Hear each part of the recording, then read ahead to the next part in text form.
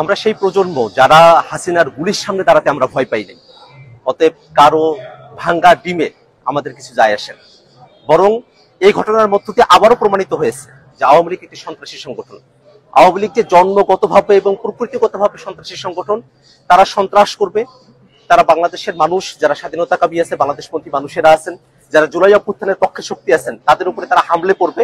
এটাতে আমরা আর অবাক হই না। বরং আমরা মনে করি যে অন্তর্বর্তীকালীন সরকার এই দীর্ঘ সময়ে 1 বছর জুড়ে আওয়ামী লীগকে বিচারের আওতায় নিয়ে আসার যে প্রক্রিয়া সরকারের শুরু করার কথা ছিল, সেটা খুব সামান্য অগ্রসর হয়েছে।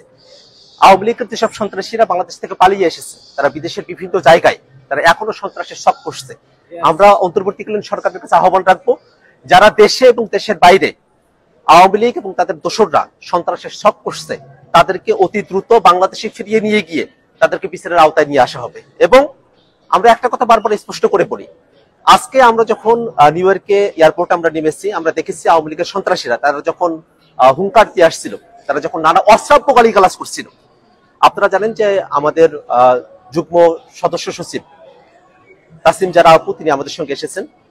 তাকে উদ্দেশ্য করে নানা ধরনের অশ্রাব্য গালিগালাজ করা হয়েছে, আমাদের উদ্দেশ্য করে অশ্রাব্য গালিগালাজ করা হয়েছে। আমরা মনে করি এটাই আওয়ামী লীগের চরিত্র।